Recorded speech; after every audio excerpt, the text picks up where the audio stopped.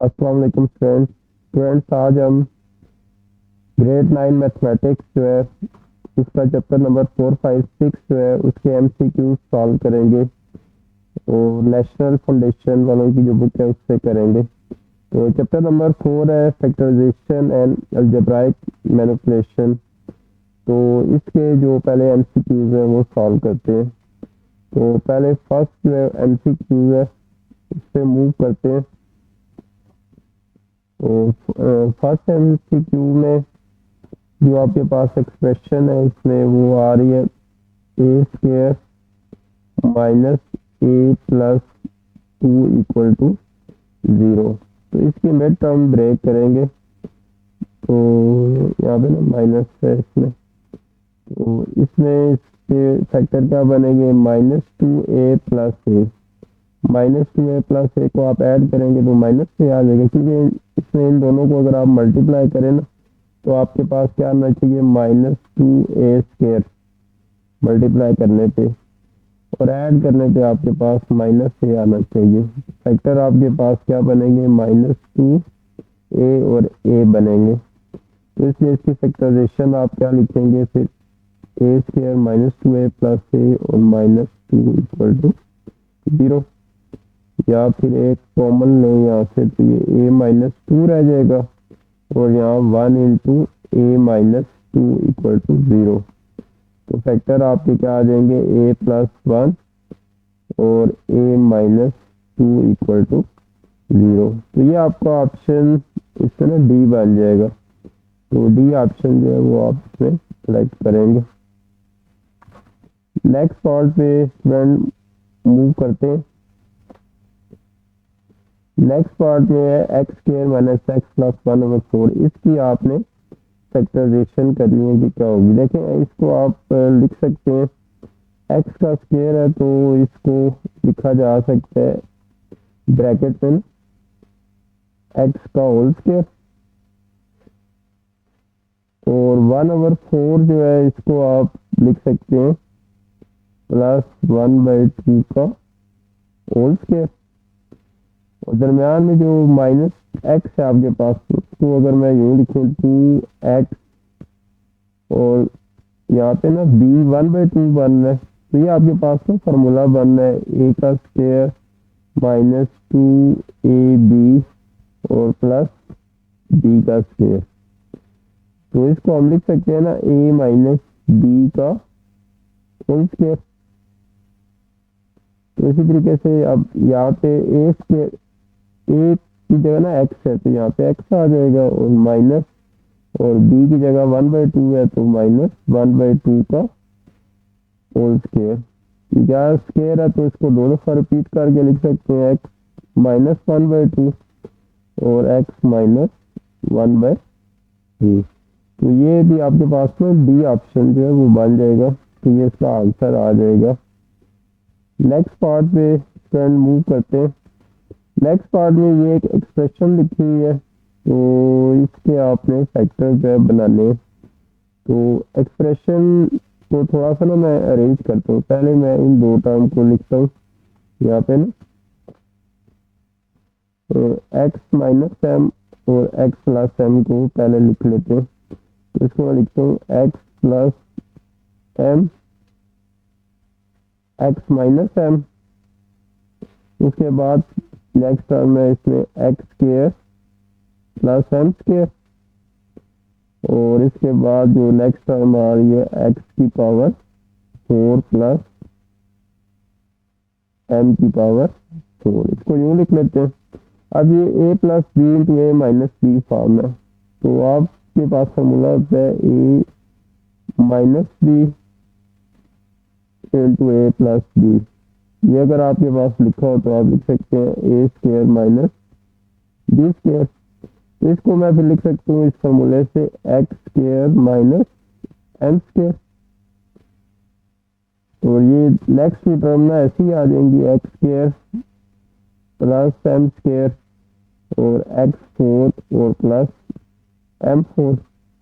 अब फिर देखें ये दोनों ना a - b × a + b form है, फिर x² का स्क्वायर हो जाएगा, तो ये x⁴ हो जाएगी माइनस यहाँ पे m की पावर 4, वही वाला ऊपर वाला ही फॉर्मूला ना दोबारा लगाएंगे ये वाला, और ये आप ऐसे ही लिखेंगे x की पावर 4 प्लस m की पावर 4, या फिर देखें ये a minus p into a plus b form फिर आपके पास बन जाएगी। तो फिर आप इसको ना a square minus b square लिख सकते हैं। x की पावर 4 का स्क्वायर करेंगे तो x की पावर 8 हो जाएगी, और m की पावर 4 का स्क्वायर करेंगे तो 4 2 जा 8। तो ये आपके पास ना इसका आंसर जो है वो आपके पास बन जाएगा। तो ये ऑप्शन आपके पास सी बन जाएगा।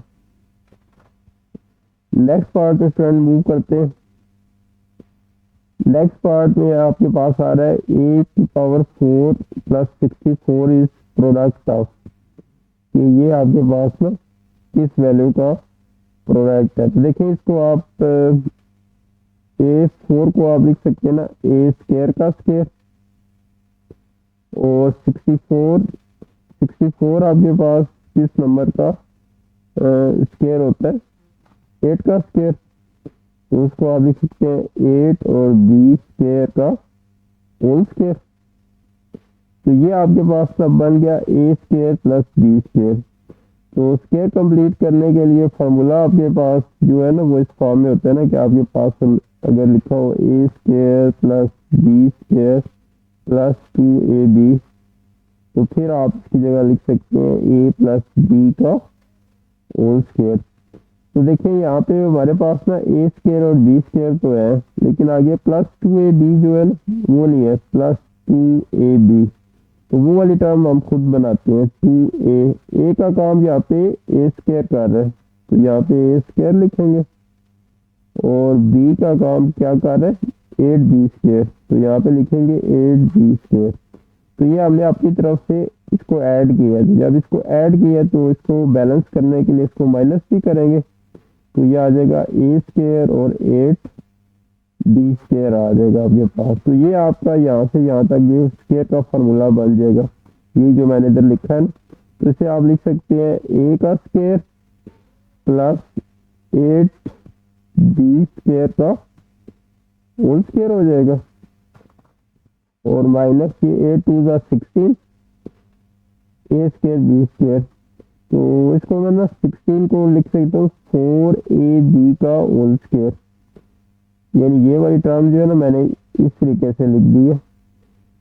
ये वैसे ना 16 ए स्क्वायर बी स्क्वायर आना था, तो मैंने 4ab का ना स्क्वायर डाल दिया। तो ये वही अभी जो हमने पिछले क्वेश्चन में डिस्कस किया था ना कि अगर आपके पास a square minus b square लिखा हो तो उसके फैक्टर आप क्या लिखते हैं ए प्लस बी और ए माइनस बी।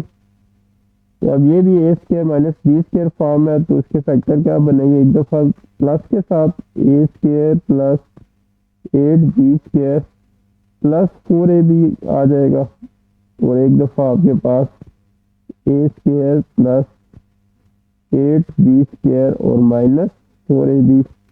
तो ये आपके पास इसके फैक्टर बन जाएंगे। तो यहाँ पे अब आप ऑप्शन में देखें तो ये आपके पास ना ए ऑप्शन जो है वो a square plus 4ab plus 8b square और a square minus 4ab 8 square, तो इसको थोड़ा सा वो रेंज करके लिखा है, तो ये ऑप्शन ना आपका इसमें बन जाएगा। तो नेक्स्ट पार्ट स्टूडेंट मूव करते हैं।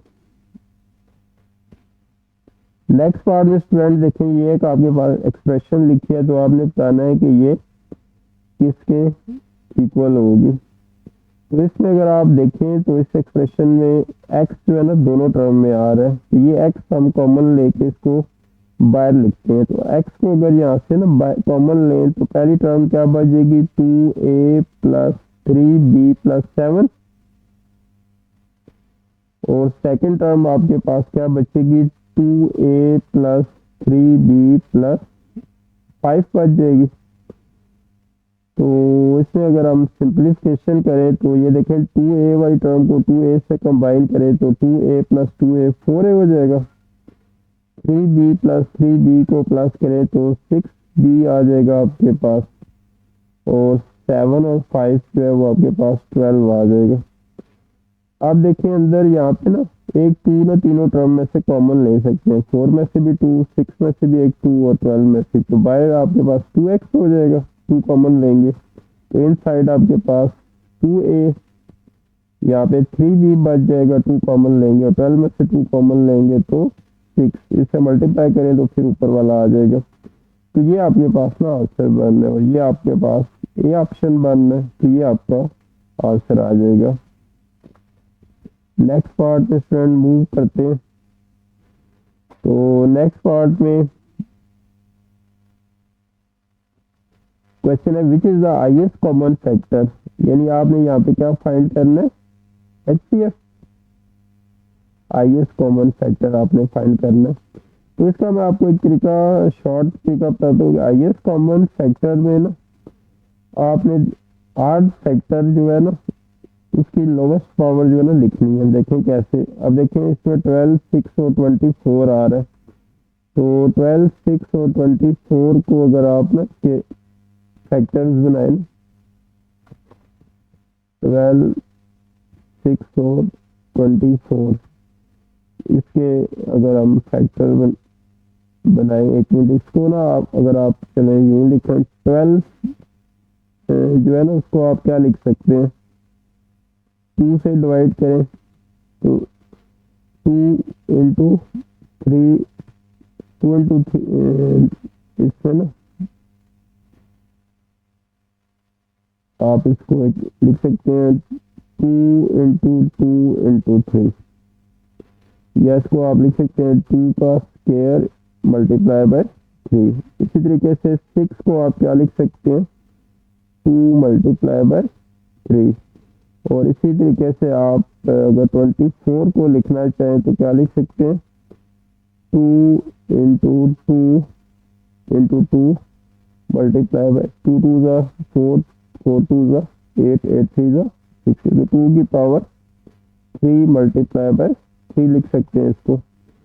तो आप देखें अगर मैं इसके फैक्टर बनाऊं तो कैसे, अब जो पहली टर्म है इसमें 12 एक्स स्क्वायर वाई स्क्वायर, तो इसमें देखें आप लिख सकते हैं 12 को जैसे ऊपर हमने लिखा है ना, 2 की पावर 2 मल्टीप्लाई बाय 3 और साथ इसके आपके पास आ जाएगा एक्स स्क्वायर वाई स्क्वायर। इसी तरीके से दूसरी टर्म आपके पास इसमें बन रही है 6xy का क्यूब आ रहा है, तो इसको आपने लिखा 2 मल्टीप्लाई बाय 3 एक्स और y का क्यूब। इसी तरीके से नेक्स्ट टर्म आपके पास ना इसमें बन रही है 24 एक्स स्क्वायर वाई स्क्वायर, तो 24 को आपने लिखा 2 की पावर 3 मल्टीप्लाई बाय 3 और साथ एक्स स्क्वायर और वाई स्क्वायर। आप देखें इसका आप ना HCF या हाईएस्ट कॉमन फैक्टर कैसे लिखेंगे। अब मैंने कहा कि HCF के केस में आपने हर फैक्टर की क्या करना है, लोवेस्ट पावर लेनी है, और LCM अगर आपने फाइंड करना हो तो हाईएस्ट पावर लेनी है। तो आप देखें यहाँ पे 2 की पावर क्या आ रहा है, 2, दूसरे में यहाँ पे 2 की पावर 1 है और तीसरे में 2 की पावर 3 है। तो इन तीनों में से सबसे लोवेस्ट पावर कौन सी है, 2 की पावर 1 है ना, यहाँ पे 2 की पावर 2 है, यहाँ पे 2 की पावर 1 है, यहाँ पे 2 की पावर 3 है। तो मैं यहाँ क्या लिखूंगा, 2 की पावर 1 या 2 लिखूंगा। इसी तरीके से 3 में देखें, यहाँ भी 3 की पावर 1 है, यहाँ भी 3 की पावर 1 है, यहाँ भी 3, इसका मतलब है यहाँ तो सारे एक जैसे हैं, तो ये 3 की पावर 1 आ जाएगा। उसके बाद देखें यहाँ पे एक्स स्क्वायर है, यहाँ पे एक्स है, यहाँ पे एक्स स्क्वायर है, तो लोवेस्ट पावर एक्स की पावर ना 1 होगी, कोई पावर ना हो तो 1 होती है। तो यहाँ पे लोवेस्ट पावर आप क्या लिखेंगे, एक्स की पावर 1। और इसी तरह अगर आप y में देखें, y square y cube y square, तो लोवेस्ट पावर क्या इन तीनों में आ रही है, y का स्क्वायर। जो छोटी पावर है ना आर फैक्टर की वो लिखनी है, तो क्या बनेगा 3 2 ज़ा 6 एक्स और y का स्क्वायर, तो 6x वाई स्क्वायर। तो ये आपके पास में C वाला आ जाएगा ऑप्शन इसमें। नेक्स्ट पार्ट में मूव करते हैं।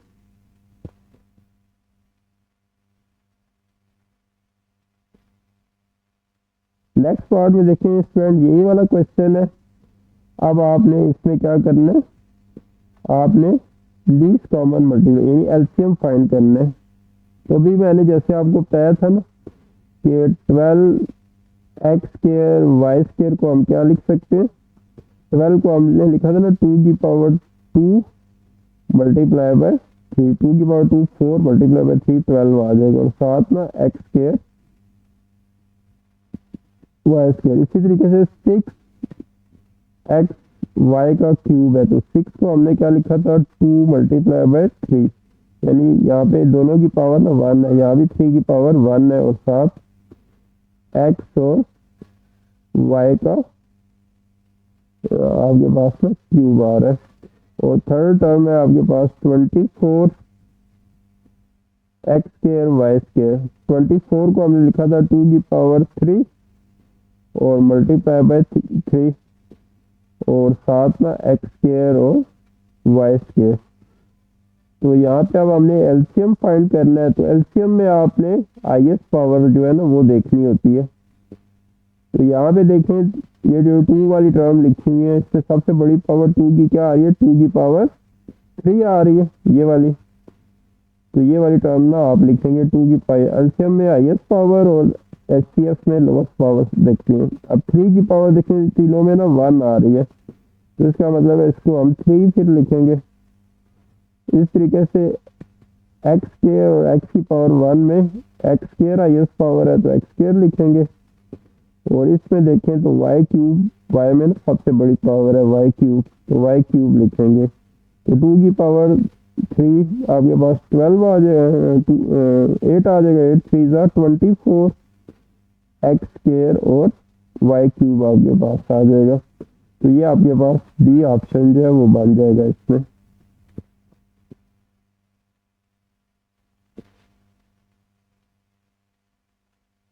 नेक्स्ट पार्ट में स्टूडेंट मूव करते हैं। नेक्स्ट पार्ट में what is the common factor of this two expression. इन दोनों एक्सप्रेशन में आपने बताना है कि इनका common factor, is common factor क्या होगा। तो यहाँ पे अगर देखें फर्स्ट टर्म देखें 7x माइनस 6xy, तो यहाँ से आप एक x कॉमन ले सकते हैं, ये आ जाएगा 7 माइनस 6y। इसी तरह अगर आप सेकेंड टर्म को देखें तो वो आपके पास आ रही है 5xy का क्यूब माइनस 3x²। तो यहाँ से भी एक x आपके पास कॉमन आ रहा है, और बाकी आपके पास क्या हो जाएगा 5y क्यूब माइनस 3x। अच्छा, इसमें देखें आपके पास ना x वाली दोनों टर्म में x ही आ रहा है, तो मैंने बताया था ना आईएस कॉमन फैक्टर में लोवेस्ट पावर देखें, तो एचसीएफ जो है वो आपका आईएस कॉमन फैक्टर, उसमें x के हिसाब से देखें तो यहाँ भी x की पावर 1 है, यहाँ भी x की पावर 1 है, तो x ही लिखेंगे।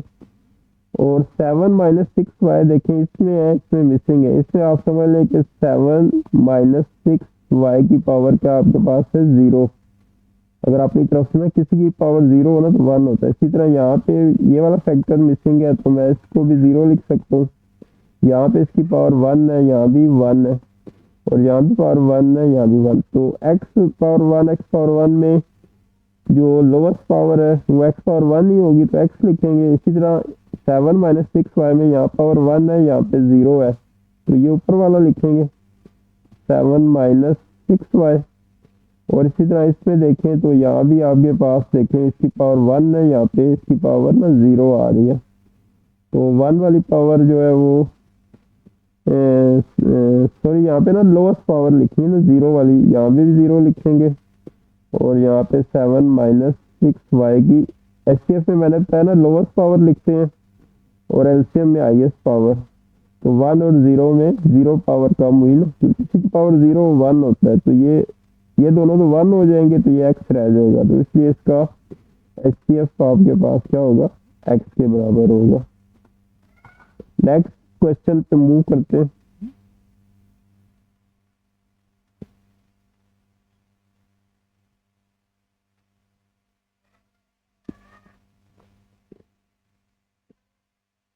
नेक्स्ट पार्ट में स्टूडेंट आपने क्या बताना है, least common multiple of these two expression, least common multiple अब आपने इसमें बताना है। तो ये भी प्रीवियस क्वेश्चन ही है। तो प्रीवियस क्वेश्चन में आपने देखा था ना कि इसमें दोनों टर्म में से एक एक्स कॉमन आ रहा था, फिर इस टर्म को मैंने यूं लिखा था 7 माइनस 6y, इसकी पावर 1 थी और दूसरी टर्म मिसिंग थी यहाँ पे ना। इसी तरह दूसरी टर्म, ये वाली जो टर्म है, इसके फैक्टर क्या बने थे, x इंटू एक्स कॉमन लिया था तो 5y का क्यूब माइनस 3x ये आया था। ये वाली टर्म इसमें मिसिंग थी तो मैंने यहाँ पे इसकी जगह 0 लिख दिया था इसमें, और इसी तरीके से यहाँ पे ऊपर वाली टर्म 7 माइनस 6y मिसिंग है तो इसकी जगह भी मैंने 0 लिख दिया। तो ये इन दोनों के मैंने फैक्टर बना दिए, ये इस टर्म के फैक्टर हैं और इस टर्म के फैक्टर ना मैंने ये लिखे हैं।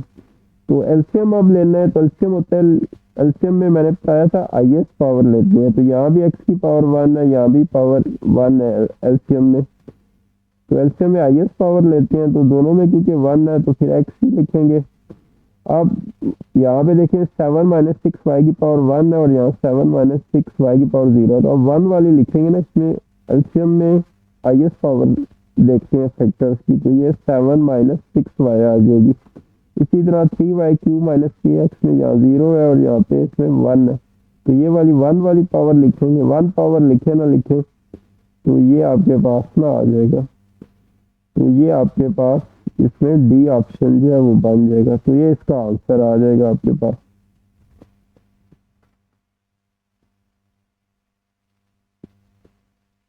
नेक्स्ट पार्ट में भी एचसीएफ आपने फाइंड करना है, आईएस कॉमन फैक्टर इन दोनों फैक्टर्स का आपने बताना है क्या होगा। अब देखें फर्स्ट जो आपके पास टर्म आ रही है वह 7x cube minus 8y cube.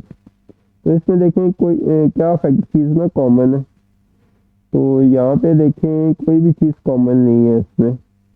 और इसी तरह दूसरा जो फैक्टर है आपका वो आ रहा है 3x cube minus 5y cube, तो इसके अंदर भी कोई चीज़ कॉमन नहीं आ रही। तो इसका मतलब है कि इसमें जो आईएस कॉमन फैक्टर होगा वो आपके पास क्या होगा, 1 होगा। ये इस तरह समझ लेना कि जब आप जैसे पिछला क्वेश्चन किया था इसकी पावर 1, इसको मैं चले आपको एक और तरीके से समझाता हूँ। इसको देखें आप ऐसे लिखें 7x cube minus 8y cube. अब इसमें कोई चीज़ ना इन दोनों टर्म के दरमियान कॉमन नहीं है, तो आप इसको ऐसे ही लिख लें 7x cube minus 8y cube. अब दूसरी टर्म जो है ना इसमें मिसिंग है ये वाली, तो इसको हम अपनी तरफ से ना 0 पावर के साथ लिखते हैं। ये आ जाएगा 3x cube minus 5y cube और इसकी पावर 0। इसी तरीके से दूसरी टर्म आपके पास आ रही है 3x cube minus 5y cube, तो इसमें भी कोई चीज़ कॉमन नहीं है, तो इसको भी हम ऐसे ही लिखेंगे। तो यहाँ पे इसकी पावर आपके पास 1 और यहाँ पे इसकी पावर 1।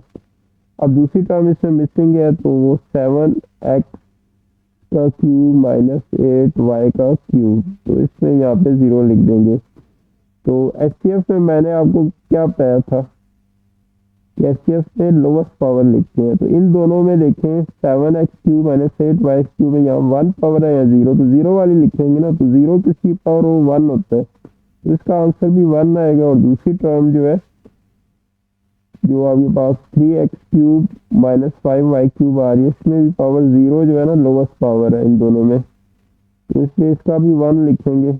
इसलिए इसका आंसर आपके पास क्या आ जाएगा, 1 के इक्वल आ जाएगा। नेक्स्ट क्वेश्चन पे मूव करते हैं।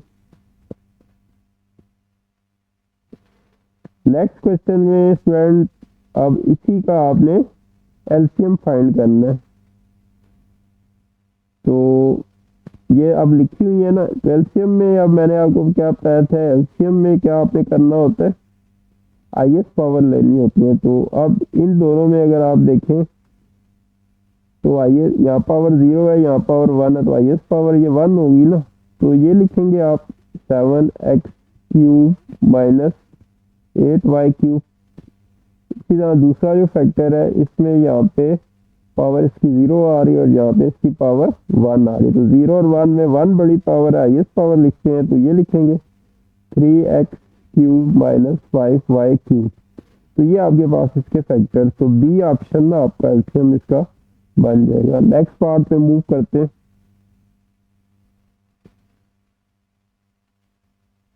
नेक्स्ट पार्ट में what is the product of this and this, इन दोनों को मल्टीप्लाई करेंगे तो इसका प्रोडक्ट जो है ना वो आपके पास क्या होगा। तो इनको देखें मल्टीप्लाई करके देखते हैं कि इसका प्रोडक्ट ना क्या होगा। प्रोडक्ट का मतलब क्या होता है, मल्टीप्लिकेशन। तो फर्स्ट जो फैक्टर आपके पास यहाँ पे आ रहा है उसमें क्या है, u का स्क्वायर ओवर 3w का क्यूब आ रहा है। और सेकंड फैक्टर जो है वो आपके पास आ रहा है 6w की पावर 4 है। और डिनोमिनेटर में आपके पास u स्क्वायर और v का क्यूब आ रहा है। तो यहाँ पे देखें अगर कैंसिलेशन करें 3 1 जा 3 3 2 जा 6, ये आपके पास आ जाएगा। इसी तरीके से यहाँ पे u है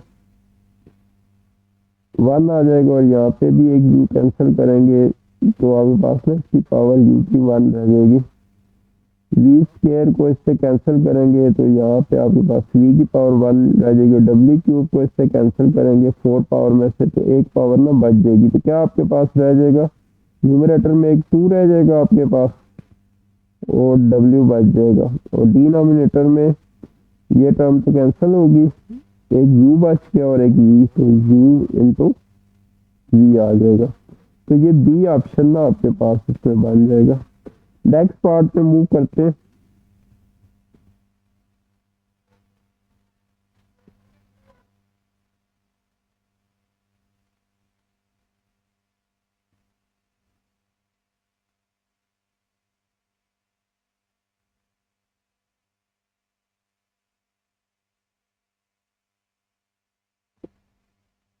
नेक्स्ट पार्ट पे स्टूडेंट आपसे ये पूछा है कि what is quotient of this divided by this. जैसे देखिए मैं आपको कहता हूँ कि अगर 8 को डिवाइड करें आप 2 से ना तो क्वोशंट क्या होगा। तो क्वोशंट क्या होता है, जब आप 8 को इनसाइड लिखते हैं डिविडेंड को 2 डिवाइजर होगा तो 2 4 जा 8 होता है। ये जो 4 आता है ना इसको क्या कहते हैं, ये आपका क्वोशंट होता है।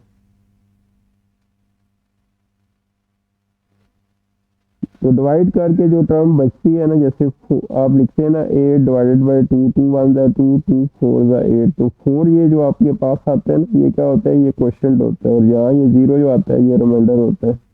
तो इसी तरीके से अब इन दोनों को आपने डिवाइड करना है। तो ये लिखा हुआ है आपके पास 3y² डिवाइडेड बाई 10। अब डिवाइड के साइन को अगर मल्टीप्लाई में कर देना तो आगे वाली टर्म उलट जाती है, तो इसको 2 ओवर y³ लिखेंगे। 2 1 जा 2, 2 5 जा 10 और y² को y³ से कैंसिल कर दें तो एक y ना बच जाएगा। तो न्यूमरेटर में आपके पास 3 बच जाएगा और डिनोमिनेटर में 5 और y रह जाएगा। तो 3 ओवर 5y। तो ये बी ऑप्शन ना आपके पास इसका आंसर आ जाएगा। नेक्स्ट पार्ट पे स्टूडेंट मूव करते हैं। नेक्स्ट पार्ट में क्वेश्चन है कि what is the sum of this and this. Sum क्या होता है, एडिशन। इन दोनों को आप ऐड करेंगे तो क्या आंसर होगा। तो ये लिखा हुआ है आपके पास 2a divided by a² minus 1 और यहाँ पे आपके पास आ रहा है -a ओवर a² माइनस 1। तो a² दोनों के डिनोमिनेटर में आ रहा है तो a² माइनस 1 जो है वो आपका एलसीएम हो जाएगा। तो इसको आप लिख सकते हैं फिर 2a प्लस माइनस का -a, तो 2a में से a निकालेंगे तो a रह जाएगा और डिनोमिनेटर में आपके पास a² माइनस 1। तो ये आपके पास बी ऑप्शन जो है वो बन जाएगा इसका आंसर।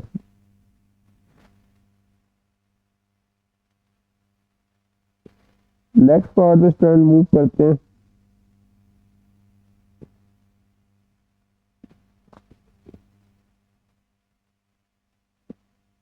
नेक्स्ट पार्ट में कि what is difference of this and this, इन दोनों एक्सप्रेशन का डिफरेंस का मतलब है दोनों को आपने माइनस करना है। तो फर्स्ट टर्म आपके पास आ रही है -3x over x plus y, और डिफरेंस है तो बीच में माइनस आ जाएगा और x over x plus y. तो x प्लस वाई आपके पास इसका एलसीएम आ जाएगा, तो ऊपर आ जाएगा -3x और -x, तो -3x -x -4x हो जाएगा आपके पास, और डिनोमिनेटर में x प्लस वाई आपके पास आ जाएगा। तो ये आपके पास डी ऑप्शन जो है इसका बन जाएगा।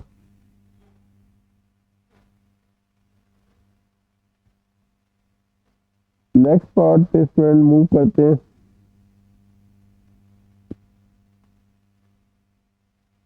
नेक्स्ट पार्ट में कि if product of two polynomial is this and HCF is this, what is their LCM. अब देखिए प्रोडक्ट का आपके पास में ये फार्मूला होता है, प्रोडक्ट दो नंबर का किसके, दो पोलिनोमियल का किसके इक्वल होता है, एचसीएफ मल्टीप्लाई बाय एलसीएम। तो हमें अब यहाँ पे क्या चाहिए, एलसीएम चाहिए। तो एचसीएफ को ना हम प्रोडक्ट से डिवाइड करेंगे, यानी फार्मूला हमारा एलसीएम अगर हमें फाइंड करना है तो वो किसके इक्वल होगा, product divided by HCF, highest common factor. तो प्रोडक्ट ऑफ टू पोलिनोमियल जो है वो आपके पास किसके बराबर था, a माइनस बी का whole square, a square plus a b और प्लस बी स्क्वायर के बराबर था, डिवाइडेड बाय एचसीएफ। एचसीएफ आपके पास a माइनस बी के इक्वल था। तो ये एक फैक्टर ना इससे काट जाएगा स्क्वायर के साथ, तो आपके पास क्या बच जाएगा, a माइनस बी और a square plus a b plus b square. तो ये आपके पास किसके बराबर होता है, a cube minus b cube के, ये फार्मूला होता है a cube minus b cube का ना, इसके बराबर होता है। तो ये आपने याद रखना है कि ए माइनस बी का क्यूब जो है, a cube minus b cube equal to a minus b into a square plus a b plus b square. तो ये आपका ए ऑप्शन जो है ना इसमें बन जाएगा। नेक्स्ट पार्ट में स्टूडेंट मूव करते हैं। तो नेक्स्ट पार्ट में क्वेश्चन है कि if product of HCF and LCM of two polynomial is this, then what will be the product of this polynomial. अब देखिए आपने प्रोडक्ट फाइंड करना है और एचसीएफ और एलसीएम आपको दिए गए हैं। तो प्रोडक्ट ऑफ पोलिनोमियल किसके बराबर होता है, प्रोडक्ट ऑफ एचसीएफ और एलसीएम। तो एचसीएफ और एलसीएम को मल्टीप्लाई करेंगे तो इन दोनों का प्रोडक्ट आ जाएगा, क्योंकि प्रोडक्ट इक्वल्स टू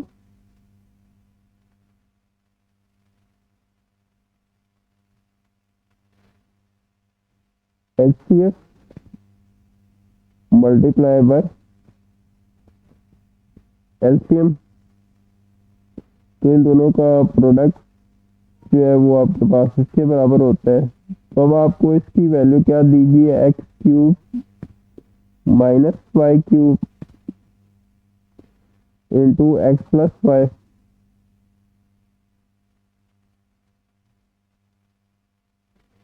और अगर आप यहाँ पे देखें क्यूब का फार्मूला जो है वो आप ए क्यूब माइनस बी क्यूब का फार्मूला क्या होता है, ए माइनस बी,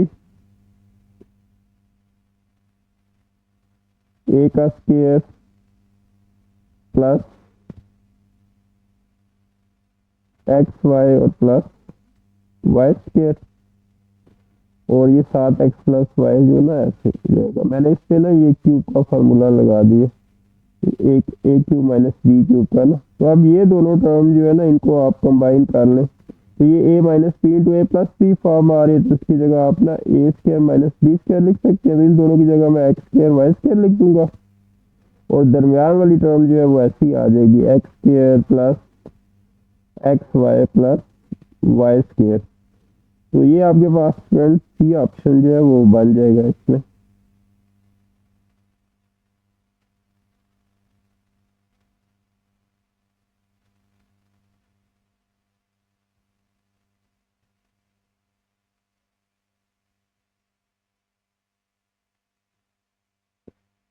अब नेक्स्ट पार्ट में what is the square root of 36 x6 और y16।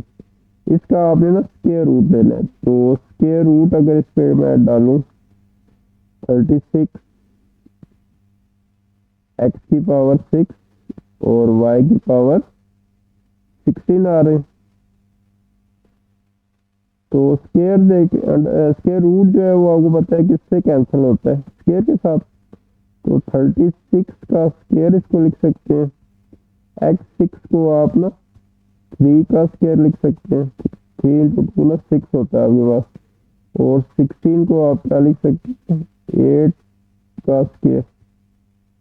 क्योंकि जो फार्मूला होता है ना x की पावर अगर आपके पास ना m इंटू n लिखा हो तो आप उसके मुताबिक x की पावर m इंटू n लिख सकते हैं इसको।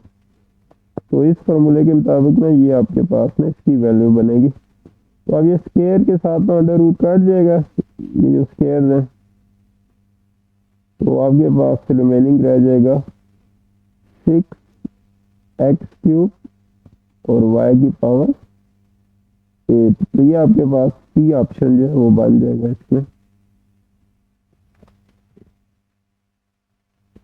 नेक्स्ट पार्ट में स्टूडेंट मूव करते हैं। तो नेक्स्ट पार्ट में what is the square root of 15x² minus 7y² की पावर 4। इसका आपने स्क्वायर रूट फाइंड करना है। तो इससे अगर आप स्क्वायर रूट अप्लाई करेंगे तो यहाँ पे क्योंकि इसकी पावर 4 आ रही है तो इसको अगर आप लिखें ना 15x² माइनस 7y², तो इसकी पावर को भी अगर आप ब्रेक करें ना एक स्क्वायर डालें और 4 को 2 इंटू 2 लिख सकते हैं ना, तो ये जो बाहर वाला स्क्वायर है ना इससे कट जाएगा। 4 पावर थी ना स्क्वायर, 2 इंटू 2 मैंने लिख दिया इसको। तो क्या इसका आंसर आपके पास बच जाएगा प्लस माइनस 15x² और माइनस 7y²। तो ये आपके पास ये ऑप्शन बन जाएगा इसमें।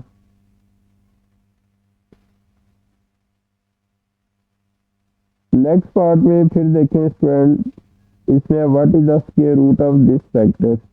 यहाँ पे ना बुक में आपके पास ना ये एक ब्रैकेट है, इधर माइनस के बाद यहाँ पे ब्रैकेट है, ये ब्रैकेट के अंदर है। तो आपने क्या करना है स्क्वायर रूट लेना है माइनस और फिर ब्रैकेट में लिखा हुआ है 2x प्लस 1/x और प्लस 1 और इसका स्क्वायर। स्क्वायर जो है ना ये फिर एक और ब्रैकेट है आपके पास ना, ये जो बाहर लगी है ना ये वाली ब्रैकेट स्क्वायर ब्रैकेट है, ये क्या इसमें, ठीक है।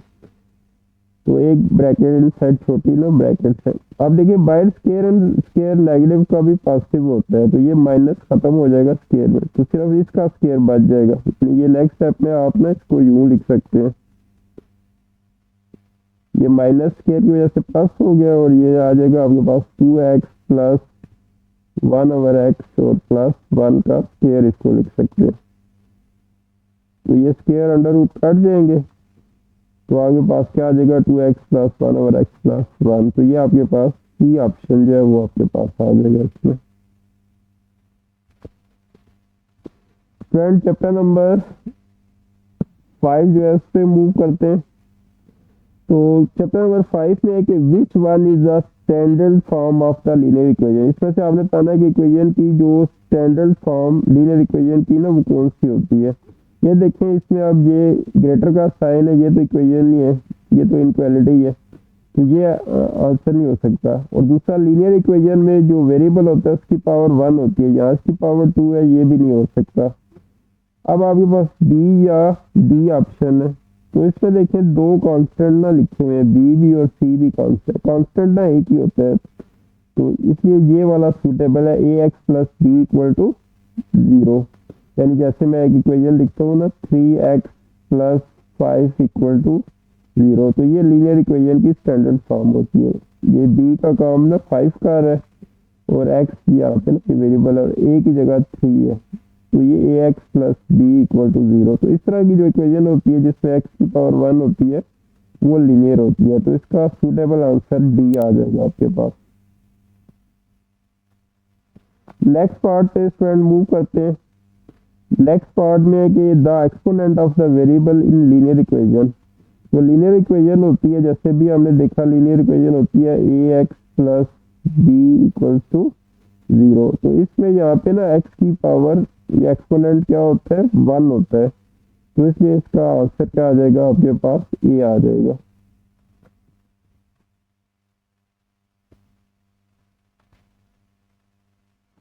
नेक्स्ट पार्ट पे मूव करते हैं। नेक्स्ट पार्ट में विच one is the linear equation in one variable. इनमें से आपने पढ़ना है कि वन वेरिएबल में लीनियर इक्वेशन कौन सी है। अब देखिए यहाँ पे एक्स और वाई, यहाँ पे वन वेरिएबल नहीं है 2 वेरिएबल है, ये तो आंसर नहीं हो सकता। इसमें भी 2 वेरिएबल है, ये भी नहीं हो सकता। अब इन दोनों में से उसने कहा लीनियर, तो लीनियर में एक्स की पावर 1 होती है, तो इसमें सी में एक्स की पावर 1 है, डी में एक्स की पावर 2, तो डी भी नहीं हो सकता, तो ये सी आपके पास में इसका आंसर होगा। तो c is the right answer. Next part पे देखते हैं स्टूडेंट। नेक्स्ट पार्ट में है कि which one is the solution of this. तो इसको अगर आप सॉल्व करेंगे तो इनमें से कौन सा सॉल्यूशन या आंसर होगा। तो ये आपके पास 12x है, पहले 17 को इधर 65 से ना माइनस करें, तो अगर 17 को 65 में से माइनस करेंगे तो क्या आ जाएगा 48, और 12 4 का 48, 48 को 12 से इधर डिवाइड करें ना तो 4 आ जाएगा। तो सी ऑप्शन आपके पास इसमें बन जाएगा।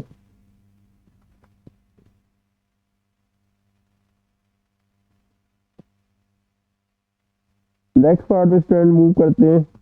इसमें what number must be subtracted from the right hand side of 7x minus 30। 7x equal to 30 में से आप कह रहे हैं कि what number must be subtracted from the right side of this equation. इस इक्वेशन के राइट साइड से ना कौन सा नंबर माइनस करें so that 4 is the solution of the resulting. कि इसका क्या हो गया, रिजल्टिंग इक्वेशन का जो सॉल्यूशन है वो आपके पास 4 के बराबर आ जाए। अब देखिए इक्वेशन है 7x इक्वल टू 30, आंसर 4 लाना है तो 7 4 का 28 होता है, तो 30 जगह 28 आ जाए ना तो फिर हमारा आंसर 4 बन सकता है। तो इससे क्या सब्ट्रैक्ट करना पड़ेगा 2, देना 2 सब्ट्रैक्ट करेंगे तो क्या हो जाएगा 7x इक्वल हो जाएगा 28 के, और 7 से इधर आप डिवाइड करेंगे तो x क्या हो जाएगा आपके पास 4 के इक्वल हो जाएगा। तो इसलिए आपको क्या सब्ट्रैक्ट करना पड़ेगा, यहाँ से 2 सब्ट्रैक्ट करना पड़ेगा। तो बी जो है इसका राइट आंसर होगा। नेक्स्ट पार्ट में मूव करते हैं स्टूडेंट। नेक्स्ट पार्ट में कि which property of equality will be applied to solve the equation. इस इक्वेशन को आपने सॉल्व करना है तो कौन सी प्रॉपर्टी जो है वो आप लगाएंगे इसमें। अब देखिए इसको सॉल्व करने के लिए ये जो -2 है x के साथ में इधर मल्टीप्लाई हो रहा है, तो इसको दूसरी साइड पे आपको डिवाइड करना पड़ेगा। तो कौन सी प्रॉपर्टी इस्तेमाल होगी, यहाँ पे आपको x की वैल्यू निकालने के लिए -2 से डिवाइड करना पड़ेगा। तो ये डिवीजन वाली जो प्रॉपर्टी है ये इसमें यूज होगी। नेक्स्ट पार्ट में मूव करते हैं।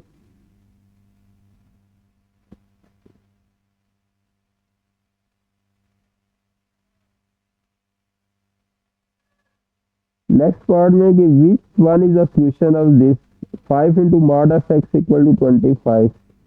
तो पहले तो आप 5 से इधर डिवाइड करेंगे तो ये रह जाएगा आपके पास mod of x equal to 25/5, या mod of x equal to 5 आ जाएगा। मॉड की 2 वैल्यू होती हैं, तो mod of x equal to +/- 5 आ जाएगा। x इक्वल टू 5 और x इक्वल टू -5, तो ये आपके पास में डी ऑप्शन बन जाएगा 5 और -5। नेक्स्ट पार्ट पे मूव करते हैं। नेक्स्ट पार्ट पे है मॉड ऑफ x। अब जब 3 में से 7 आप इधर माइनस करेंगे तो ये यूं हो जाएगा, तो mod of x equal to -4 आ जाएगा। तो मॉड जो है स्टूडेंट किसी भी नंबर का नेगेटिव नहीं होता, मॉड ऑफ x जो है वो नेगेटिव नहीं होता, नेगेटिव नंबर के बराबर नहीं होता, क्योंकि मॉड जो है ऑलवेज जो है वो पॉजिटिव होता है। या जीरो हो सकता है या पॉजिटिव, तो नेगेटिव नहीं हो सकता। तो इसलिए ये इसका इनक्वालिटी, इस इक्वेशन का सोल्यूशन जो है वो पॉसिबल नहीं है। या इसका आंसर क्या आ जाएगा आपके पास, एम्प्टी सेट। तो सी आंसर जो है इसका सूटेबल आंसर होगा आपके पास। नेक्स्ट पार्ट में मूव करते हैं। नेक्स्ट पार्ट में कि which one is solution of √5x equal to -10। इसका सोल्यूशन आपके पास में क्या होगा, √5x इक्वल टू 10। तो यहाँ पे देखें कि √5x इक्वल टू 10 है, √5x इक्वल टू -10 है। तो दोनों साइड पे अगर हम स्क्वायर कर लें तो इधर क्या आ जाएगा, √5 का स्क्वायर हो जाएगा, इस साइड पे -10 का स्क्वायर हो जाएगा। तो स्क्वायर अंडर रूट काट देंगे यहाँ से, तो ये आपके पास आ जाएगा 5x इक्वल्स टू 100 हो जाएगा 10 का स्क्वायर। और x को अगर आप 5 से डिवाइड कर दें तो ये आपके पास क्या आ जाएगा 20। तो सी ऑप्शन जो है ना वो आपका इसमें बन जाएगा।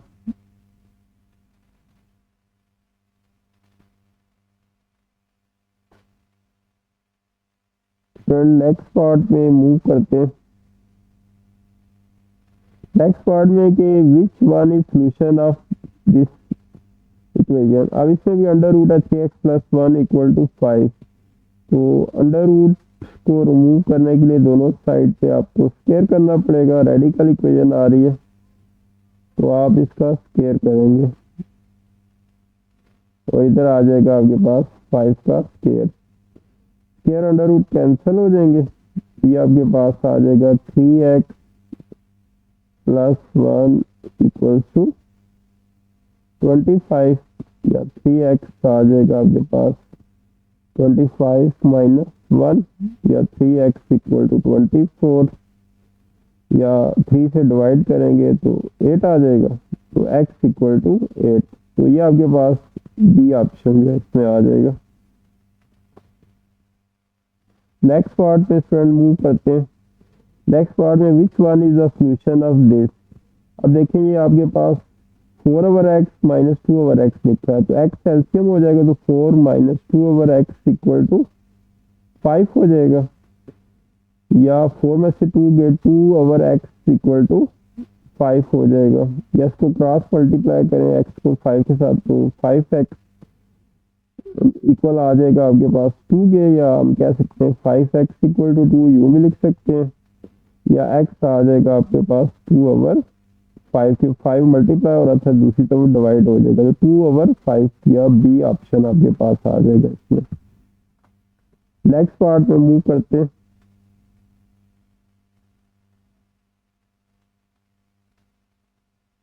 नेक्स्ट पार्ट में विच वन इज स्ट्रिक्ट इनक्वालिटी। इनमें से स्ट्रिक्ट इनक्वालिटी कौन सी है। देखिए इनक्वालिटीज 4 टाइप की होती है ना। एक होता है x is greater then x, 0 में फॉर एग्जांपल दे रहा हूँ। एक है अगर x इज ग्रेटर देन और इक्वल टू 0। एक है x इज लेस देन 0 और एक है x is less than equal to 0। तो ये 4 डिफरेंट टाइप की इनक्वालिटीज है। तो x ग्रेटर देन 0 जो है इसको आप कहते हैं ये स्ट्रिक्ट इनक्वालिटी है। या फिर आप ये x लेस देन 0 है इसको भी आप स्ट्रिक्ट इनक्वालिटी कहते हैं। इन दोनों को ये दोनों स्ट्रिक्ट इनक्वालिटीज हैं। लेकिन जिसमें ग्रेटर देन और नीचे ये लाइन इक्वल की भी आ जाए, ग्रेटर देन और इक्वल, ये नॉन स्ट्रिक्ट इनक्वालिटी है। इसी तरह ये भी नॉन स्ट्रिक्ट इनक्वालिटी है। तो इसी तरीके से यहाँ पे अगर आप देखें तो अब ये लिखा हुआ x plus 3 is not equal to 0, तो ये इनक्वालिटी इस तरह की नहीं है, तो ये तो आंसर नहीं हो सकता। इसी तरह अगर आप इसको देखें तो ये इसी टाइप की इनक्वालिटी है, लेकिन ये दोनों में इक्वल का साइन भी आ रहा है तो ये दोनों भी नहीं हो सकती। इसलिए आपका बी ऑप्शन जो है वो राइट आंसर होगा इसका।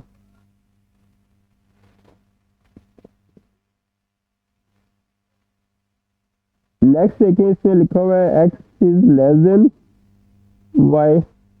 इससे फिर आगे ना रिजल्ट एक आपके पास लिखा हुआ है kx जो है वो ग्रेटर देन के वाई। तो यहाँ पे देखिए इनक्वालिटी में x लेस देन y था, लेकिन जब k से मल्टीप्लाई हुआ तो के एक्स इज ग्रेटर देन के वाई हो गया। तो ये कैसे इसका इनक्वालिटी का साइन चेंज हो गया। तो स्टूडेंट याद रखें कि इनक्वालिटी में जब भी नेगेटिव नंबर से मल्टीप्लाई इनक्वालिटी को करते हैं या डिवाइड करते हैं तो फिर इनक्वालिटी का साइन चेंज होता है। तो अब हम k से मल्टीप्लाई कर रहे हैं तो k फिर कोई नेगेटिव नंबर होगा, k नेगेटिव होगा तो फिर ही आप इसका रिजल्ट जो है वो इनक्वालिटी की डायरेक्शन जो है वो चेंज हुई है। तो इसलिए हम क्या लिखेंगे, k इज लेस देन 0। तो ये आपका सी ऑप्शन जो है वो इसमें बन जाएगा। नेक्स्ट पार्ट पे मूव करते हैं। नेक्स्ट पार्ट में विच one is a compound relation. Compound relation क्या होता है, जिसमें एक से ज़्यादा आपके पास ना इनक्वालिटीज के रिजल्ट इन्वॉल्व हो, यानी जिसमें जैसे अब आपके पास यहाँ पे देखें ना ये लेस का साइन है या ग्रेटर का, ये तो कंपाउंड इनक्वालिटी नहीं है। इसी तरह यहाँ भी ग्रेटर का साइन है, ये भी इनक्वालिटी। यहाँ पे लिखा हुआ है एक्स इज लेस देन 0 और एक्स इज इक्वल टू 0। तो इसमें दो इनक्वालिटीज ना, ये दो रिजल्ट ना इसमें इन्वॉल्व है, तो इसलिए इसको कहते हैं कंपाउंड रिलेशन। कंपाउंड रिलेशन क्या होता है, जिसमें एक से ज़्यादा रिलेशन ना इन्वॉल्व हो। तो इसलिए इसका सूटेबल आंसर आपके पास क्या आ जाएगा, डी ऑप्शन आ जाएगा। नेक्स्ट पार्ट में मूव करते हैं। नेक्स्ट पार्ट में विच one is the solution of this inequality. तो ये इनक्वालिटी देखें कैसे आपके पास लिखी हुई है, 3 है, ये 1/2 ना x से मल्टीप्लाई होगा तो 1 x से मल्टीप्लाई होगा तो x आ जाएगा divided by 2 is greater than equal to 0 आ जाएगा। या देखिए मैं इसको 2 से ना पूरी इनक्वालिटी को मल्टीप्लाई करता हूँ। 3 को 2 से मल्टीप्लाई करेंगे 6 हो जाएगा। जब दूसरी टर्म को 2 से मल्टीप्लाई करेंगे ना, ये 2x/2 बनेंगे, 2 कट जाएंगे, यहाँ पे x रह जाएगा और ग्रेटर देन, और 0 से 2 से मल्टीप्लाई करेंगे तो 0 ही आ जाएगा। यानी इस पूरी इनक्वालिटी को मैंने 2 से मल्टीप्लाई किया तो ये यूँ हो जाएगा। मैं चलें एक स्टेप आपका लिख देता हूँ। यहाँ पे 2 से मल्टीप्लाई किया, ये ऐसे होगी। इसी तरीके से इसको जब 2 से मल्टीप्लाई किया, ये 2x/2 हो गया था, और इसको 0 को भी आपने 2 से मल्टीप्लाई किया, ये 2 और 2 काट के 3 2 6 हो गया। यहाँ पे x और 0 multiply by any number equal to 0। या फिर x को दूसरी साइड पे ले जाए तो 6 is greater than equal to x। इसी बात को यूं भी तो कह सकते हैं ना कि x is less than equal to 6। तो जैसे आप कहते हैं ना कि 5 इज ग्रेटर देन 3, तो इसको आप यूं भी तो कह सकते हैं ना 3 इज लेस देन 5। तो दोनों बातें एक ही चीज़ को बयान कर रही है, तो इसलिए ये आ जाएगा। तो ये आपके पास आंसर में अवेलेबल है, तो बी ऑप्शन में आपका आ जाएगा इसमें। नेक्स्ट पार्ट पे स्टूडेंट मूव करते हैं। इससे विच one is the solution of this inequality. तो देखिए पहले ब्रैकेट के बाद ना कुछ नंबर मल्टीप्लाई हो रहे हैं, तो ब्रैकेट के इनसाइड ना इनको मल्टीप्लाई करते हैं। पहले 2 को x से, फिर 2 को 6 से। 2 को x से मल्टीप्लाई करेंगे 2x आ जाएगा, 2 को 6 से मल्टीप्लाई करेंगे 12 आ जाएगा आपके पास। इसी तरह राइट हैंड साइड पे 3 को x से मल्टीप्लाई करेंगे 3x आ जाएगा, और 3 को आप 4 से मल्टीप्लाई करेंगे तो 12 आ जाएगा आपके पास। अब क्या करते हैं, हम 2x वाली टर्म इधर माइनस करते हैं इसमें, और 12 वाली टर्म देखें अगर आप इधर माइनस कर दें 12 से कैंसिल हो जाएगा, तो ये हो जाएगा 12 माइनस 12, और ये हो जाएगा आपके पास 3x माइनस 2x। तो 12 माइनस 12 0 आ जाएगा आपके पास, और 3x में से 2x माइनस करेंगे तो आपके पास x बचेगा। तो जैसे मैंने लास्ट क्वेश्चन में बताया था ना कि यहाँ पे आप कह रहे हैं 0 is less than equal to x, या आप कह सकते हैं x इज ग्रेटर देन और इक्वल टू 0। तो ये आपके पास ना इसमें डी ऑप्शन जो है वो आपके पास यहाँ पे बन जाएगा। तो नेक्स्ट पार्ट पे मूव करते हैं स्टूडेंट, चैप्टर नंबर 6 में। तो चैप्टर नंबर 6 में ट्रिग्नोमेट्री एंड बेरिंग वाला जो चैप्टर है ना, ये इसके क्वेश्चन हम सॉल्व करते हैं। तो पहला क्वेश्चन इसमें क्या आ रहा है कि if sine of x equal to 1/4 what is the value of cos x. Cos x की वैल्यू आपने फाइंड करनी है। तो अब देखिए आपके पास आइडेंटिटी होती है sine square x plus cos square x equal to 1। ये आपके पास ना आइडेंटिटी है। तो यहाँ से ना अब हम कॉस की वैल्यू निकालेंगे। चले मैं इसको दोबारा यहाँ लिख देता हूँ कि आपके पास आइडेंटिटी होती है ना साइन स्क्वायर थीटा या sine square x plus cos square x equal to 1। तो इस साइन को अगर आप दूसरी साइड शिफ्ट कर दें तो इसको यूँ लिख सकते हैं cos square x equal to 1 minus sine square x आ जाएगा। या आप दोनों तरफ अंडर रूट लें तो इसमें स्क्वायर और अंडर रूट काट देंगे और इधर अंडर रूट लेंगे तो ये आपके पास 1 माइनस साइन स्क्वायर एक्स आ जाएगा। अब देखिए साइन की वैल्यू 1/4 आपको गिवन है तो आप वो वैल्यू ना यहाँ पे पुट कर देंगे साइन की जगह अंडर रूट में। तो साइन की वैल्यू पुट करेंगे तो 1 माइनस साइन की वैल्यू है 1/4 तो ये आपके पास आ जाएगा 1/4 का स्क्वायर। तो या आप इसको सॉल्व करेंगे 1 का स्क्वायर 1 और 4 का स्क्वायर ना 16 तो 1/16 16 एलसीएम हो जाएगा तो 16 माइनस 1/16 आ जाएगा आपके पास। या ये आ जाएगा अंडर रूट 15 16 में से 1 के और नीचे अंडर रूट 16 आ जाएगा। अंडर रूट 16 आपके पास किसके बराबर होता है 4 का स्क्वायर होता है ना तो 4 आ जाएगा। कैलकुलेटर से भी आप ये कैलकुलेट तो ये आपके पास इसका आंसर आ जाएगा अंडर रूट 15/4। तो ए ऑप्शन आपके पास आ जाएगा इसमें। नेक्स्ट पार्ट पे स्टूडेंट मूव करते हैं। नेक्स्ट पार्ट में कॉज ऑफ 2π/3 इसकी वैल्यू क्या होगी। तो ये लिखा हुआ है कॉज ऑफ 2π/3 तो इसको डिग्री में आपने चेंज करना है तो पाई की जगह ना आपने 180 पुट कर देना है। तो ये हो जाएगा 180 डिवाइडेड बाय 3। डिग्री में जब आप चेंज करेंगे ना तो ये यूँ हो जाएगा। तो ये आ जाएगा कॉज ऑफ 3 से कैंसिलेशन करें तो 3 6 18 तो ये 60 आ जाएगा। तो 60 को 2 से मल्टीप्लाई करेंगे तो आपके पास 120 डिग्री आ जाएगा। तो आपने क्या करना है कॉज ऑफ 120 डिग्री। तो ये आप कैलकुलेटर से फाइंड करने कैलकुलेटर आपको अलाउ होता है तो इसकी वैल्यू आपके पास ना -1/2 या b आ जाएगी। तो ये आप कैलकुलेटर पे चेक भी कर सकते हैं इसको ना कॉज ऑफ 120 डिग्री लिखें तो वो आपको -1/2 आंसर दे देगा।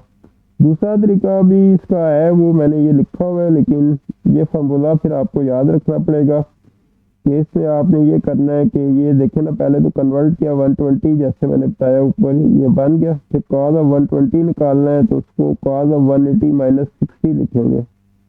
ठीक है तो ये 180 ड्रॉप हो जाएगा तो कॉज ऑफ 60 आ जाएगा। तो कॉज 60 जो है वो आपके साथ और जब इस तरह लिखते हैं ना तो साथ माइनस भी बाहर आता है।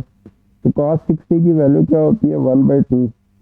तो वो भी बहरहाल आपको याद होगा या कैलकुलेटर से फिर भी वो भी आपको लिखना पड़ेगा।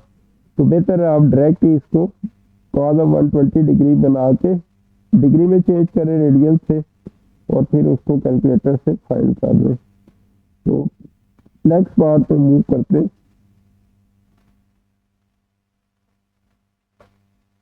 नेक्स्ट पार्ट में 1/1 minus sine theta plus 1/1 plus sine theta. तो इन दोनों टर्म का एलसीएम ले लें। आपके पास एलसीएम इसका आपके पास हो जाएगा 1 माइनस साइन थीटा और 1 प्लस साइन थीटा आपके पास एलसीएम बन जाएगा इसका। तो ये टर्म इधर आप मल्टीप्लाई करेंगे तो ये 1 प्लस साइन थीटा हो जाएगा और इसी तरह एलसीएम लेंगे तो इधर आपके पास 1 माइनस साइन थीटा आ जाएगा। जैसे एलसीएम 2 नंबर का ना आप फाइंड करते हैं तो ये साइन थीटा और साइन थीटा आपके पास कैंसिल हो जाएंगे। तो 1 + 1 आपके पास 2 हो जाएगा और ये a + b into a minus b form आपके पास आ रही है ना a minus b into a plus b form. तो इसको आप लिख सकते हैं a square minus b square. तो ये आपके पास बन जाएगा 1 का स्क्वायर तो 1 ही होता है और साइन स्क्वायर थीटा। तो आपने आइडेंटिटी पढ़ी हुई है कि sign square theta plus cos square theta 1 के बराबर होता है। तो यहाँ से अगर आप कॉस स्क्वायर थीटा की वैल्यू निकालें तो वो साइन स्क्वायर को दूसरी तरफ लेके जाएं तो 1 माइनस साइन स्क्वायर थीटा आ जाएगी इसकी वैल्यू। तो ये आपका बन जाएगा 2 कॉस स्क्वायर थीटा। अब कॉस थीटा आपके पास क्या होता है, या इसको आप ना लिखेंगे 1 कॉस थीटा जो है वो आपके पास सेकंड थीटा जो है ना 1 कॉस थीटा होता है ना, तो इसकी जगह कॉस स्क्वायर है तो 1 कॉस स्क्वायर की जगह सेकंड स्क्वायर लिख सकते हैं। तो ये 2 सेकंड स्क्वायर थीटा आपके पास है, इसकी वैल्यू आ जाएगी। तो यही आपका आंसर आ जाएगा 2 second square theta, D option आपके पास।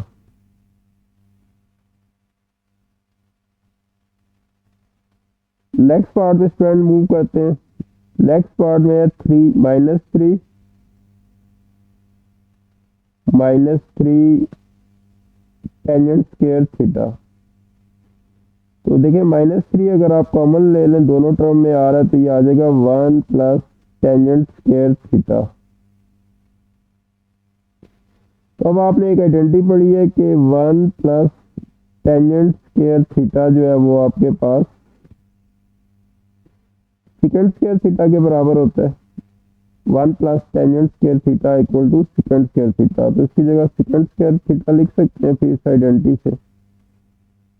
तो इसको अगर आप चेंज करेंगे तो ये आपके पास इसका आंसर आ जाएगा।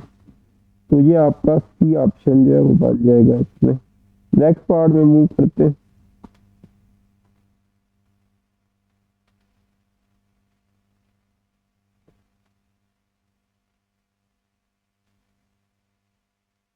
नेक्स्ट पार्ट में स्टूडेंट यहाँ पे लिखा है cos x equal to sine x then the value of x is.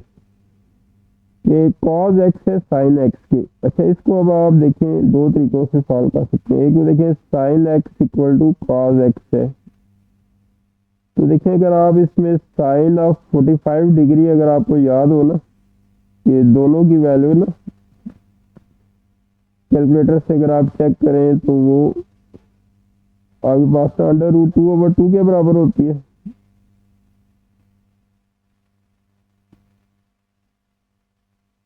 तो ये दो इस एंगल पे ना ये दोनों वैल्यू इक्वल होती हैं, या फिर आप कहते हैं कि 1/√2 इक्वल टू 1/√2 भी इसको सिंप्लीफिकेशन करें ना तो यूं भी लिख सकते हैं। तो यहाँ से ना ये वैल्यू होती है, तो वो आपकी वैल्यू ना 45 डिग्री पे ना दोनों का आंसर इक्वल होता है, तो बी ऑप्शन आ जाएगा।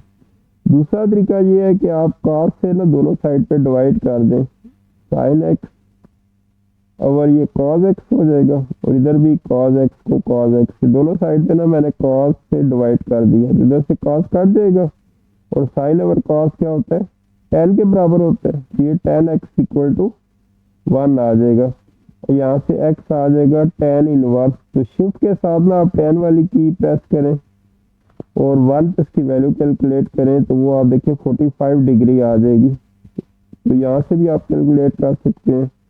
तो ये आपके पास बी ऑप्शन में आ जाएगा। नेक्स्ट पार्ट में स्टूडेंट मूव करते हैं। नेक्स्ट पार्ट में देखें ये फिर आपके पास एक एक्सप्रेशन लिखी हुई है, तो आपने इसकी वैल्यू कैलकुलेट करनी है। तो इसमें देखें एक तो आप ना 4 कॉमन ले सकते हैं इसमें से। तो मैं इसको अगर देखें यूँ लिख रहा हूँ 4 cosecant square theta minus cot square theta, और तीसरी टर्म जो है 4 cos 0 डिग्री है। cos 0 अगर आप देखें ना 1 के बराबर होता है, तो इसकी जगह 1 आ जाएगा।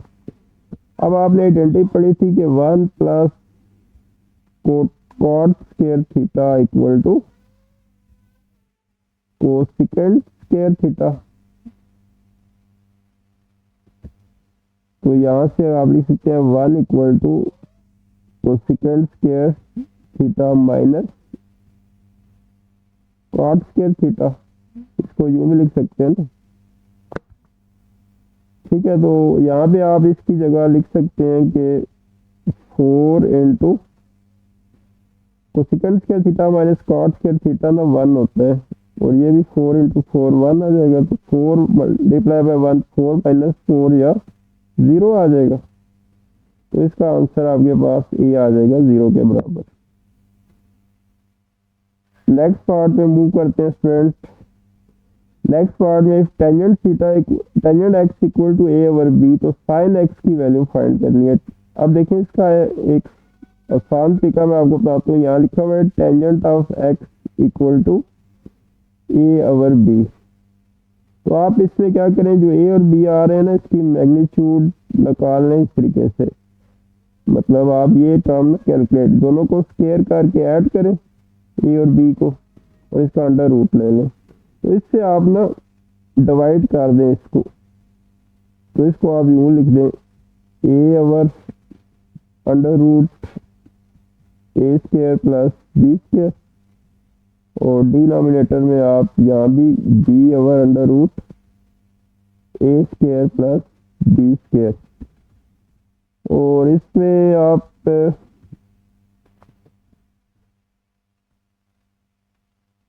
इसको ना आप टेंजेंट आपको पता है sine x over cos x के बराबर होता है। तो अगर जब भी आपको टेंजेंट में से साइन या कॉस या कोई और वैल्यू फाइंड करनी हो, कॉट या किसी और की, तो वो आप इसके थ्रू कैलकुलेट कर सकते हैं। तो ऊपर वाली वैल्यू, ये जो वैल्यू आएगी ये किसकी होगी, ये साइन की होगी, और ये नीचे जो वैल्यू आ रही है ये किसकी बन जाएगी, कॉस की। तो आपको साइन की चाहिए तो वो क्या हो जाएगी, ए ओवर अंडर रूट ए square plus b square.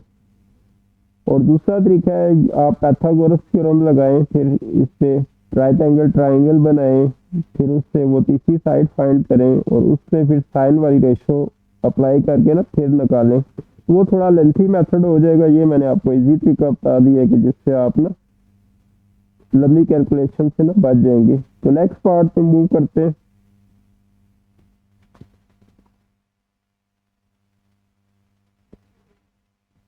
Next part में एक एंगल लिखा हुआ है, तो आगे जो आंसर लिखे हैं वो सारे डिग्री में है, तो इसको टोटल हमने डिग्री में चेंज करना है। इसमें अब डिग्री और मिनट्स दोनों आ रहे हैं ना, तो 50 डिग्री है और प्लस इसमें 30 आपके पास मिनट्स आ रहे हैं। अब एक जो डिग्री होती है उसमें 60 मिनट्स होते हैं।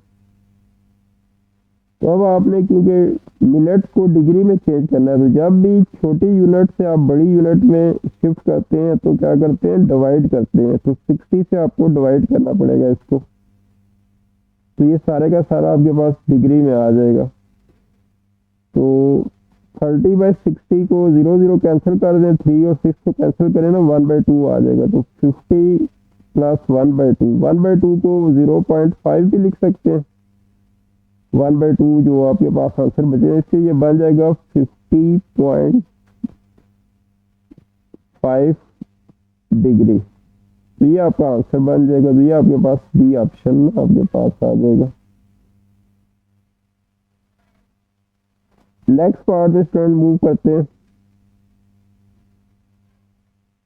नेक्स्ट पार्ट में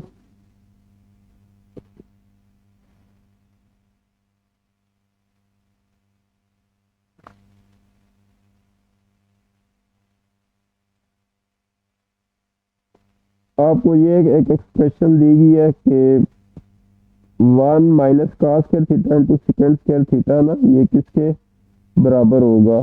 तो 1 माइनस कॉस स्क्वायर थीटा, जैसे भी हमने पिछले क्वेश्चन में देखा था कि आइडेंटिटी होती है ना आपके पास, sine square theta plus cos square theta equals to 1 होती है।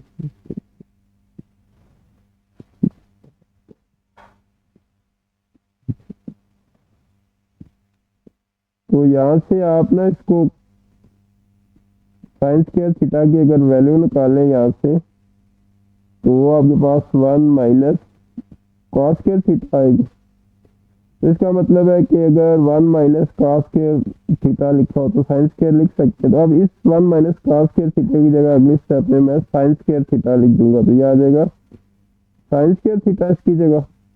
और सेकंड को आप क्या लिख सकते हैं, सेकंड आपको किसके रेसिप्रोकल होता है, सेकंड होता है 1 ओवर कॉस थीटा। तो सेकंड स्क्वायर क्या हो जाएगा 1/cos स्क्वायर, इस सेकंड स्क्वायर की जगह 1/cos, तो नीचे आ जाएगा cos स्क्वायर थीटा। तो sign square theta over cos square theta क्या होता है, साइन ओवर cos में टेंजेंट होता है, तो दोनों पे स्क्वायर है तो इसलिए टेंजेंट पे भी स्क्वायर आ जाएगा। तो ये आपका डी ऑप्शन बन जाएगा इसमें।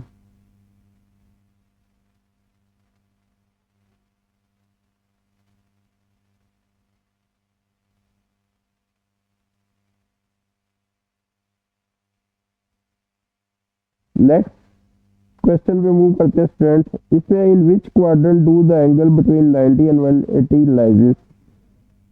अब 90 और 180 के दरमियान कौन सा क्वाड्रेंट होता है, तो ये देखिए आप इस तरीके से ना क्वाड्रेंट को 4 क्वाड्रेंट में ना प्लेन को डिवाइड करते हैं। तो 0 से लेके 90 डिग्री आपका फर्स्ट क्वाड्रेंट होता है, यहाँ पे फर्स्ट क्वाड्रेंट, और 90 डिग्री से 180 डिग्री के दरमियान आपका सेकंड क्वाड्रेंट होता है, और इस 180 और 270 के दरमियान आपका थर्ड क्वाड्रेंट होता है, और 270 और 360 डिग्री के दरमियान फोर्थ क्वाड्रेंट। तो उसने 90 और 180 से आप पूछा है तो वो आपका सेकंड क्वाड्रेंट बनेगा। तो बी आपका आंसर आ जाएगा इसमें, b option.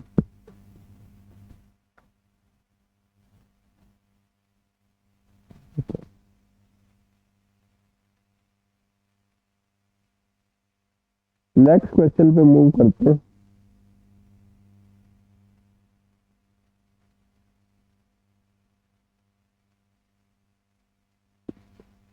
The system in which the angles are measure in radian is called. ऐसा सिस्टम जिसमें एंगल रेडियन में मेयर किए जाते हैं, इनको क्या करते हैं, तो उनको ना सर्कुलर एंगल कहते हैं। इसकी रीजन क्या होती है कि the system of mayor angle in radian is called the circular system और रेडियन, यानी रेडियन जो मेयर होता है उसको सर्कुलर मेयर भी कहते हैं। नेक्स्ट क्वेश्चन पे मूव करते हैं।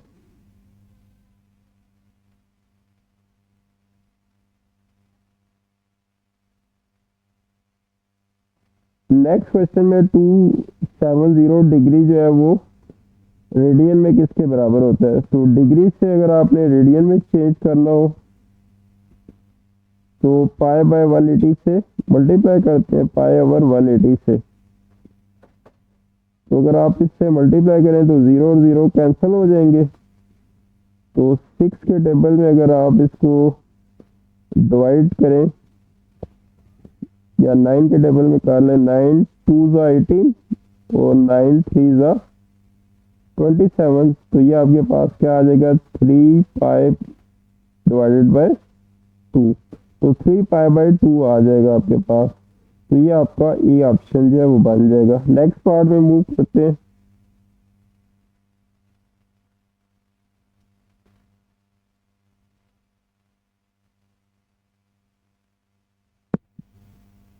नेक्स्ट पार्ट में है कि what is the bearing of south west direction line, कि जो साउथ वेस्ट डायरेक्शन लाइन है उसकी बेरिंग क्या होगी।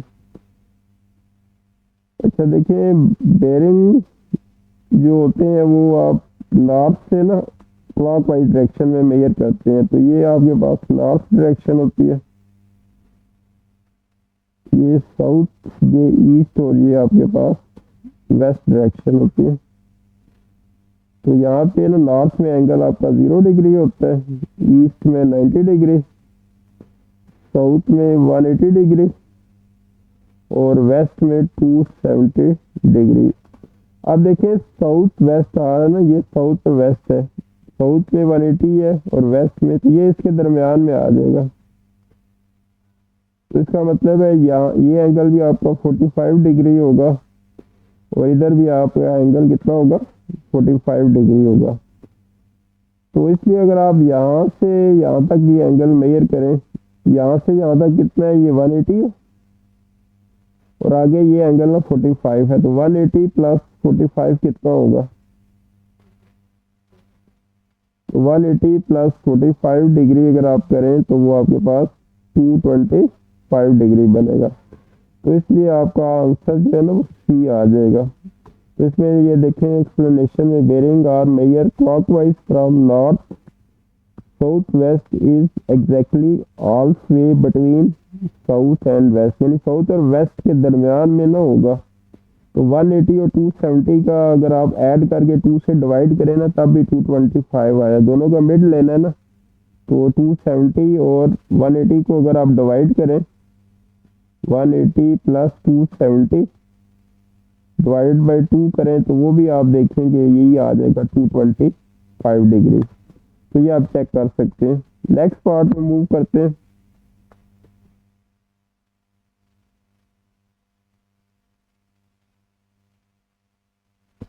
Question number 14। तो क्वेश्चन नंबर 14 में है कि if an automobile travel at the bearing of 07 degree from city A to city b, then the bearing from city b to city a. अब city ए से सिटी बी की ना आपको bearing उसने दी हुई है कि वो 70 के बराबर है from city A to city B. यानी अगर आप किसी जगह आपका सिटी ए है और यहाँ पे सिटी बी है किसी जगह पे, तो सिटी ए से सिटी बी की आपको ना बेरिंग आपको दी हुई है। यानी अगर आप यहाँ से नॉर्थ डायरेक्शन है ना, अगर ये आपकी नॉर्थ डायरेक्शन है, रफली मैं आपको बता रहा हूँ, ये अगर आपका नॉर्थ है इसमें, तो यहाँ से अगर आप इसको मेजर करें तो ये आपके पास 070 डिग्री है। अब आपने बताना है कि बी से ना इसकी बेरिंग ना आपकी क्या बनेगी। अगर यहाँ से नॉर्थ की डायरेक्शन हो और इसी के नीचे आपके पास ना साउथ डायरेक्शन आ जाएगी, इधर इस डायरेक्शन।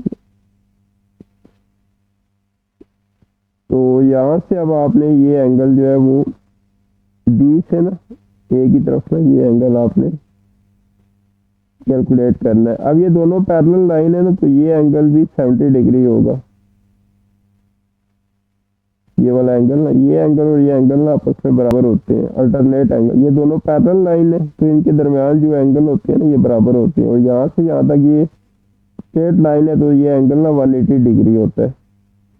तो इसलिए फिर 180 डिग्री प्लस जो है वो आप 70 डिग्री करेंगे तो क्या आंसर आपके पास बनेगा, 250 आपके पास इसका आंसर बन जाएगा।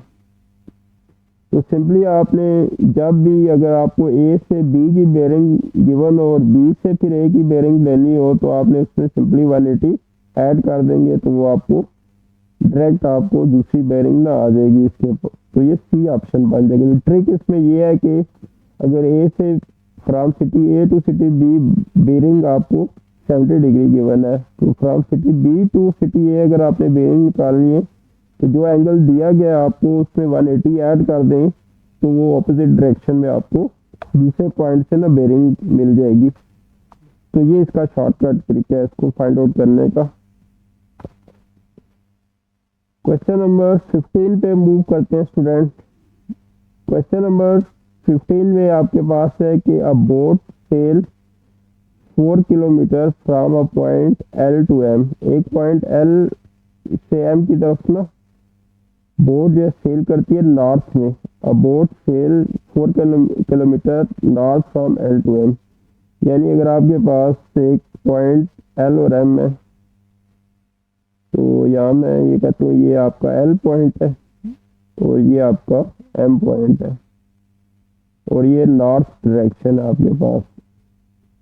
तो एक बोट सेल करती है 4 किलोमीटर एल से एम, यानी इस डायरेक्शन में ये 4 किलोमीटर आपके पास मूव करती है नॉर्थ में।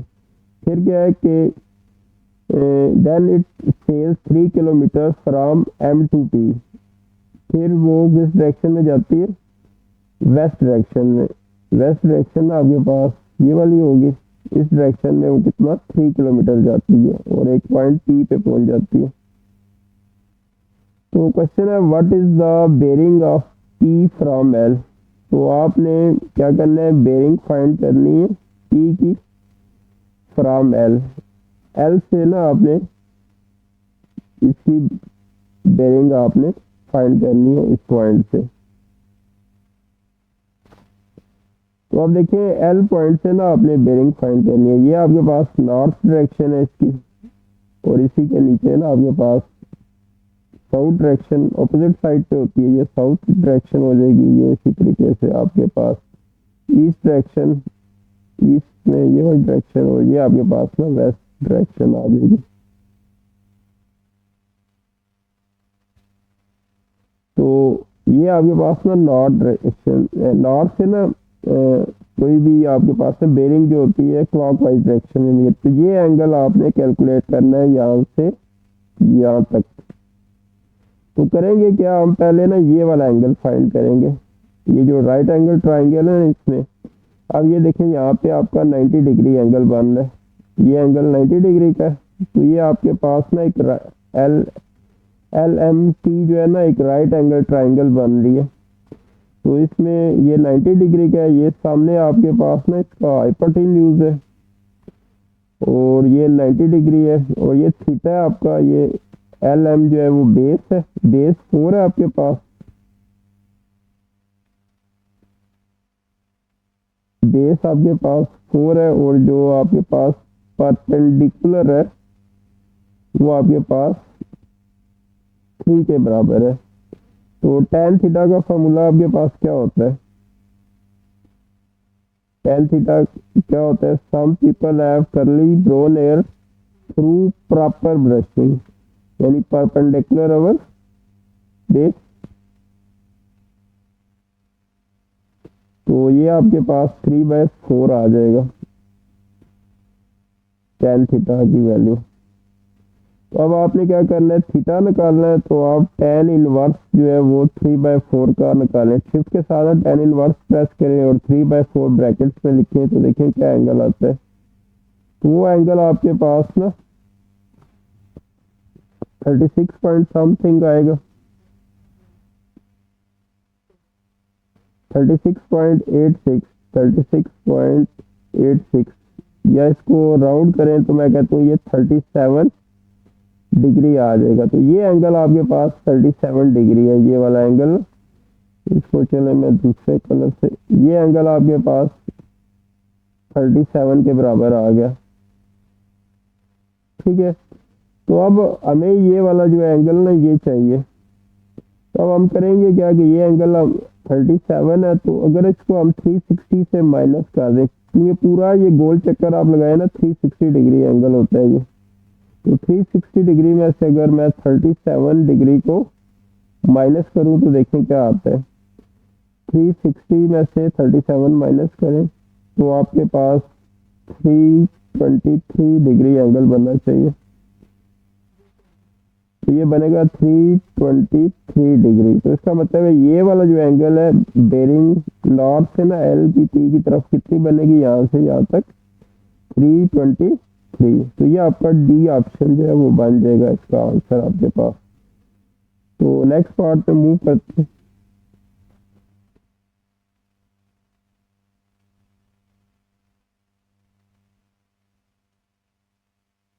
तो ये लास्ट पार्ट था। तो स्टूडेंट, तो इस तरीके से हमने स्टूडेंट आज चैप्टर नंबर 4, 5 और 6 के जो MCQs हैं वो कंप्लीट कर लिए। तो इसमें अगर आपका कोई भी क्यूरी हो, क्वेश्चन हो, तो आप पूछ सकते हैं। आप वीडियो को लाइक और शेयर करें। तो नेक्स्ट टाइम फिर हम जो रिमेनिंग चैप्टर है उसके MCQs को भी अपलोड कर देंगे। तो वीडियो को आप लाइक और शेयर करें। Thank you.